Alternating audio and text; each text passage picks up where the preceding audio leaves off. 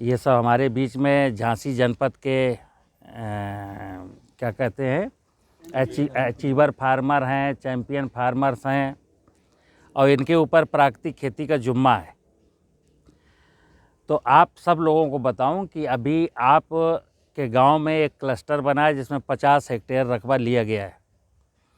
अब आपको यहाँ से जाने के बाद, ये सीख लेने के बाद, आपको पूरे गांव में 50 हेक्टेयर नहीं, हम अपने पूरे गांव में प्राकृतिक खेती कैसे कराएंगे, इस विषय को लागू करना है।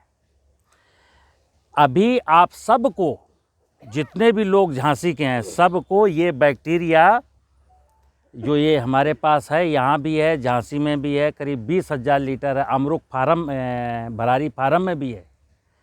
जिसको चाहिए, जैसे जिसको मिट्टी कहाँ से लाएं साहब, हमको वो पेड़ ही नहीं मिल रहा है जिसमें बैक्टीरिया हो, तो आप मत खोजिए, आप एक 5 लीटर की कट्टी लेके आइए और यहाँ से ये बैक्टीरिया लेके जाइए और एक ड्रम में डालिए, ठीक है ना।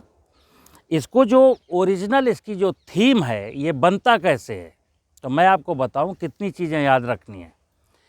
कि जब ये विषय आता है जीवामृत का, तो जीवामृत का मतलब है, जैसे हम इसको आज के 14 साल पहले भूमि का अमृत कहते थे, भू अमृत, लेकिन कालांतर में चूँकि इस विषय को जीवामृत कहा गया तो मैंने कहा हम भूमि अमृत कहें, आपको जीवामृत परोसा गया है, तो चलो कॉमन शब्द है।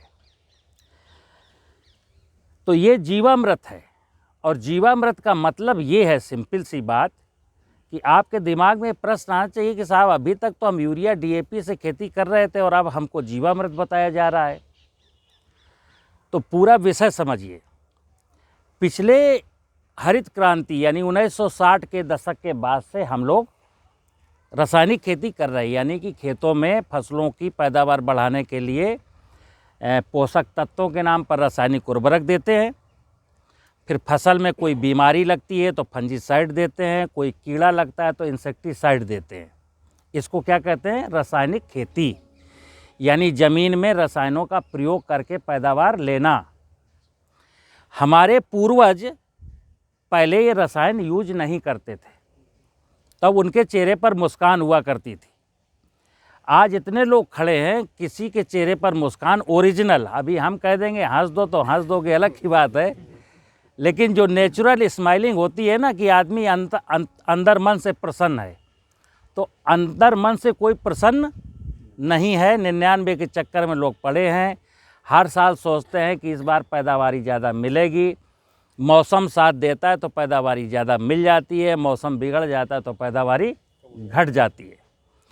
तो फसलों के उत्पादन में दो चीज़ें हैं कि कोई भी बीज हम ज़मीन में बोएंगे तो पौधा ज़मीन से पोषक तत्व लेगा, और जब पौधा बड़ा होता है हरी पत्तियों के माध्यम से सूर्य के प्रकाश से फोटोसिंथेसिस करके कार्बोहाइड्रेट बनाता है। तो आपको पता है पौधे की जड़ ज़मीन से पानी पी करके पूरे सिस्टम में सप्लाई करती है, और सूर्य की रोशनी से जो कार्बोहाइड्रेट पत्तियां बनाती हैं वो नीचे तक भेजती हैं। ये कहानी है। तो इस जीवामृत के माध्यम से, चूँकि रासायनिक खेती अब छोड़ने की बात है ना, कि भाई रासायनिक खेती बंद कर दो, क्यों बंद कर दें? तो एक विचार आता है इसलिए बंद कर दो क्योंकि इन रसायनों ने हमारी ज़मीन की फिजिकल, बायोलॉजिकल और केमिकल प्रॉपर्टीज़ को बर्बाद किया। फसल सुरक्षा रसायनों ने और यूरिया डीएपी पोटास ने। फसल सुरक्षा रसायनों ने जो ज़मीन के अंदर पाए जाने वाले जीव जंतु हैं उनको भी नष्ट किया। जब सरसों में माहू लग जाती है, मटर में इल्ली लग जाती है, और अब आप इंसेक्टिसाइड डालते हो, तो देखिए माहू लगी, फ्लावर आ गए हैं और माहू लग गई है, तो लोगों ने कहा इसमें इंसेक्टिसाइड डालो। तो क्या हुआ, उसी समय मधुमक्खी और तितली फूल का मधुरस लेने आ रही हैं। तो पता चला मैंने माहू को मारने के लिए इंसेक्टिसाइड डाला था, मर गई मधुमक्खी और तितली। जमीन में कई बार लोग आपको बोलते हैं कि दीमक का असर है, दीमक को मारने के लिए क्लोरोपाइरीफास डालो। तो दीमक को मारने के लिए क्लोरोपाइरीफास डाला, मर गई केंचुआ और जीवाणु। तो फिर हम खेती में परावलंबी होते चले गए। हमें खेती में आत्म स्वावलंबी बनना था और हम परावलंबी, खेती में लागत बढ़ती चली गई और किसान का घाटा होता चला गया। तो इधर हमारे देश की नीतियों ने, देश के प्रधानमंत्री आदरणीय मोदी जी ने आज के 3 साल पहले लाल किले की प्राचीर से कहा था कि हम अब देश की भूमि को और ज़्यादा खराब नहीं होने देंगे। उनका ये संकल्प था। उसी को लेकर के प्राकृतिक खेती का स्वरूप आपके सामने रखा गया है। और प्राकृतिक खेती में ये जीवामृत एक बहुत इम्पोर्टेंट विषय है।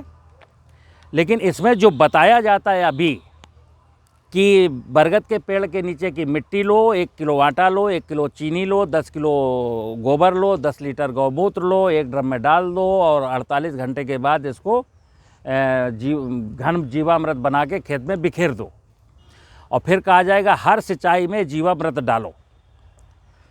एक चीज़ बताओ, जिस किसान के पास 5 एकड़ ज़मीन है, 5 एकड़ ज़मीन में जीवामृत पानी की सिंचाई की नाली से बहाने के लिए 5 ड्रम उसको जीवामृत चाहिए खेत पर।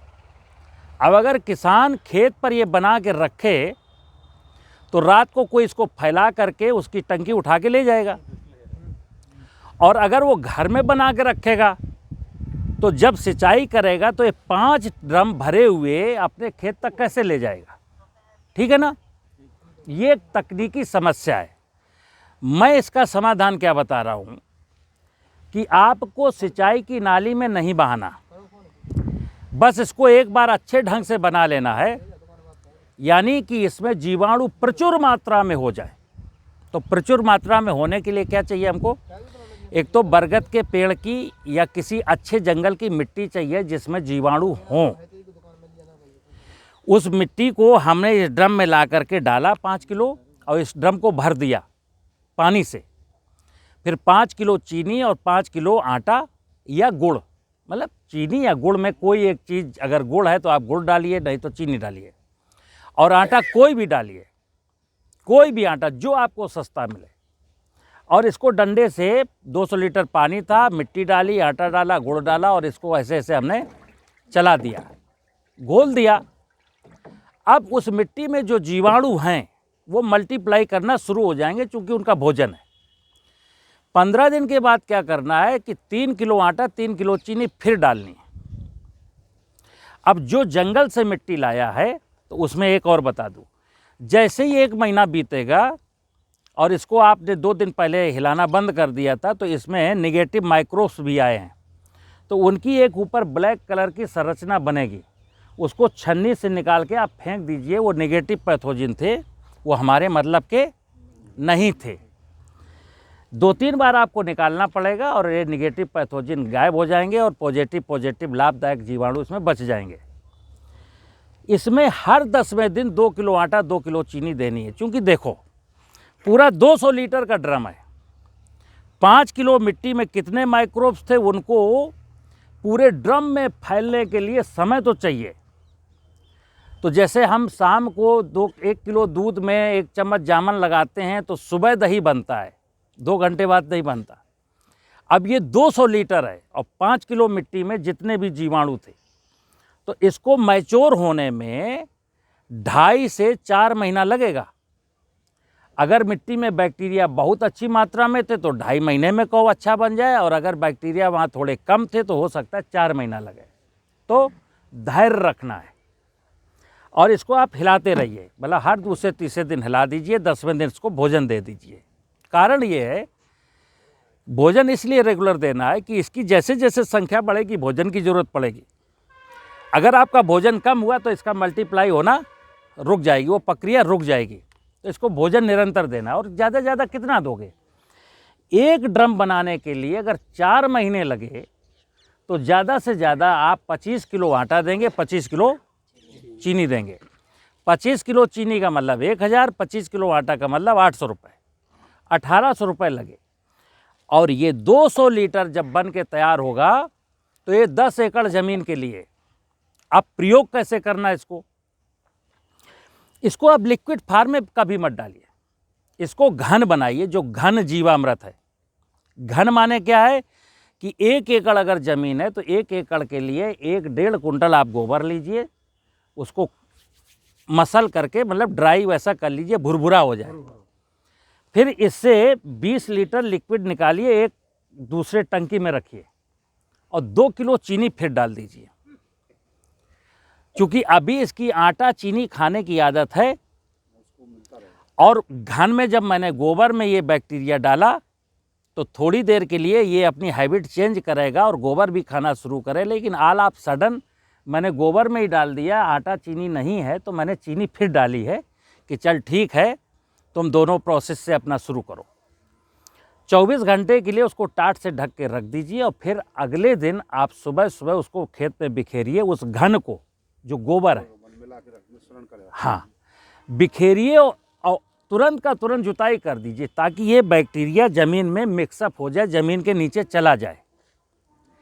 थोड़ी सी नमी खेत में होनी चाहिए, ध्यान रखना, सूखे खेत में नहीं डालना, क्योंकि बैक्टीरिया कभी भी ड्राई में कुछ कर नहीं पाता, नमी होनी चाहिए।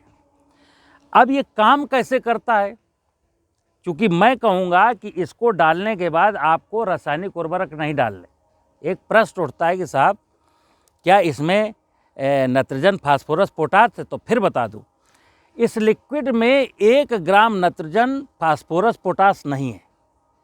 अब ये माइक्रोब्स जब आपकी ज़मीन में गए तो ज़मीन में जो पिछले 10 साल 5 साल जब से बैक्टीरिया मरे, तो उसमें जो फसलों के अवशेष छूट जाते थे वो पड़े हुए हैं ज़मीन में। ये बैक्टीरिया अब उनको खाएगा और उनको ह्यूमस में कन्वर्ट करेगा, तो एनर्जी पौधे को मिलेगी वहाँ से। तो ये आप लोगों को प्रयोग करना है।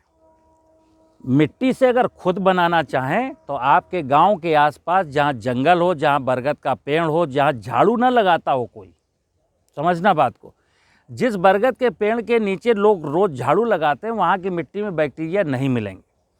जो बरगद का पेड़ किसी खलिहान में ऐसी जगह खड़ा है जहाँ झाड़ू कोई नहीं लगाता, उसके फल पत्तियाँ वहीं सड़ते रहते हैं, गिरते रहते हैं, तो वहाँ माइक्रोब्स हैं। तो वहाँ की मिट्टी लाइएगा और ये देख लीजिएगा कि वहाँ नमी है कि नहीं। अगर नमी नहीं है तो फिर भी वहाँ माइक्रोब्स होने की गुंजाइश कम है। अगर नमी है तो वहाँ माइक्रोब्स बहुत प्रचुर मात्रा में हैं। तो जब स्वयं ला के बनाएंगे तो वो मैंने बता दिया, मिट्टी डालेंगे, आटा डालेंगे, चीनी डालेंगे, पानी भर देंगे और 2-2.5 महीने तक देखते रहेंगे, हिलाते रहेंगे, खाना देते रहेंगे, ऐसा बन जाएगा जैसा ये है। आप लोगों के लिए एक सुलभ व्यवस्था बता दूं कि आप किसी को ये झंझट में नहीं पड़ना। आपको सिर्फ यहाँ से 5 लीटर ये निःशुल्क मिलेगा। यहाँ से 5 लीटर आप ले जाइएगा, और जैसे अभी जनवरी चल रहा है, आपके यहाँ जुलाई में खरीफ में स्टार्ट होगी क्रॉप, तो ये लक्ष्य बना के ले जाइए कि मैं अभी ले जाऊंगा और अपने घर में 2 ड्रम तैयार कर लूँगा, और अप्रैल के प्रारंभ में या मई के प्रारंभ में अपने गांव के हर किसान को जो जो मोटिवेट हो जाए आपसे, जो आपकी बात मान लें, उन सबको 5-5 लीटर दे दूंगा और उनको पूरी विधि ये समझा दूंगा। अब आप जो किसान अपने गांव में 100% किसानों को ये बनाना सिखा दिया, हर घर में ड्रम रखा है जीवामृत बनाने का, वो बना रहा है और खेती में प्रयोग कर रहा है, तो जाहिर सी बात है कि यूरिया डीएपी की खपत कम हो जाएगी। हम ये नहीं कहते सब कुछ बंद कर दो, लेकिन जितनी चीज़ें जैसे डीएपी, पोटास और जिंक के बारे में मैं कह रहा हूँ बिल्कुल बंद कर दो। लेकिन जो किसान रबी में गेहूं बोएगा उसमें हो सकता है कि उसके पौधे थोड़ा ग्रोथ कम ले रहे हों, तो आप ये मत डरना कि यार यूरिया डालेंगे तो क्या होगा, तो आप पहली साल यूरिया की टॉप ड्रेसिंग कर सकते हो। क्योंकि मेरा मानना है किसान को ऐसी चीज़ सिखाओ कि वो सीख जाए, ऐसा ना हो कि उसको घाटा हुआ और फिर उसने कहा कि ये सब बकवास है। तो मैं ये कर रहा हूँ, ये आपके पीछे खेत है गेहूं का 1 एकड़ ज़मीन का, इसमें ये यूरिया डीएपी नहीं डली और बराबर खेत है। लेकिन अगर आप ये मैच्योर हो जाएगा जीवामृत, ये कहानी तब की है। अगर हल्के में किसी ने लिया क्या कि 1 ड्रम में 10 किलो गौमूत्र डाला, 10 किलो गोबर डाला, मिट्टी डाला, 1 किलो आटा डाला, 1 किलो गुड़ डाला और 72 घंटे के बाद इसको डाल दिया, तो भाई अभी माइक्रोब्स का डेवलपमेंट नहीं हो पाया था। जितनी मात्रा में माइक्रोब्स की ज़रूरत थी उतनी मात्रा में चूंकि नहीं गए, तो फिर वो किसान हार जाता है, कहता है साहब हम तो 4 साल से डाल रहे हैं, हमें कोई फ़ायदा नहीं हो रहा। अब इसकी एक कहानी और समझनी है आपको, चूँकि ये मैं जानता हूँ कि ज़मीन में केमिकल डालने से या धूप से, टेम्परेचर से बैक्टीरिया मरा, तो आगे हम क्या इसको दसियों साल डालते रहेंगे ना।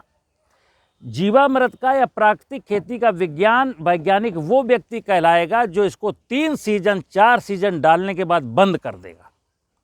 बात समझिए, क्योंकि जीवाणु मरे थे, जीवाणुओं की पुनर्स्थापना मैंने ज़मीन में कर दी, और अब जिन कारणों से मरे थे वो कारण मेरी ज़मीन में रहे नहीं, यानी मैं पेस्टिसाइड डालता नहीं, खेत की मेड़ पर मेरे पेड़ हो चुके हैं, तो टेम्परेचर से मरता तो टेम्परेचर से बच गया, और केमिकल से मरता तो केमिकल मैं डाल ही नहीं रहा हूँ।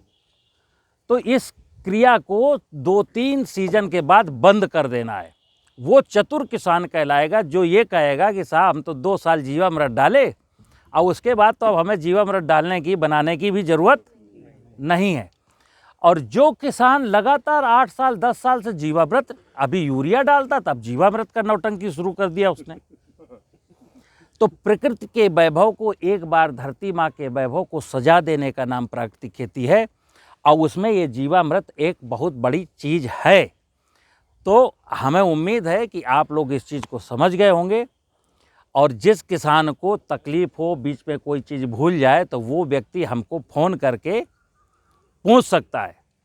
ये एक जैसे जो आपने फसल लगाई है, हाँ, ये सब जीवामृत वाली है? ये नहीं है, इधर आओ यार, सुनते नहीं हो, इधर आओ। तो एक तो पहले पूरा कान खोलो, ये पीछे का खेत जीवामृत का 1 एकड़, पहली साल बह रहा है कि दूसरी? पहली साल, और शेष एरिया रसायन का है, ठीक है ना। लेकिन कोई कमी हमको अभी नज़र नहीं आ रही है, और जब पैदावार आएगी तब भी शायद कोई कमी नज़र ना आए। अब किसी किसान का कोई प्रश्न हो तो आप हमसे पूछ सकते हो, किसी भी किसान का। फ़ोन मैंने सबको लिखवा दिया है, जिसको कोई डाउट हो मुझसे फ़ोन करके बात कर ले। पहले सुनो, हाँ, ये इसमें ये डाउट नहीं करना कि कछुआई में डाल दें कि बगीचे में डाल दें। ये ज़मीन का अमृत है, भू अमृत है, ये ज़मीन को जिंदा करेगा। फसल आप गेहूं लें, कछुआही लगाएं, बगीचा लगाएं, भटा लगाएं, टमाटर लगाएं, कुछ भी लगाएं, बिल्कुल। तो ये पहले बनाओगे तब ना डालोगे। हाँ, कोई बात नहीं। तो आप सुनो, आपका जब ऐसा हो जाए,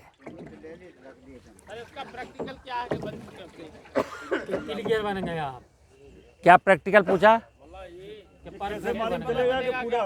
आ जाओ, आप देख लो ना। जब आपका ये कलर आ जाए ऐसा, तो समझो बन गया।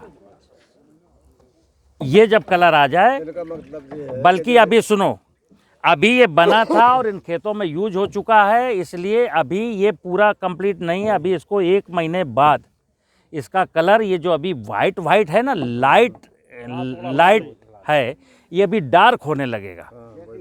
तो जब ये डार्क होने लगेगा तब समझो और मैच्योर हुआ, ठीक है ना।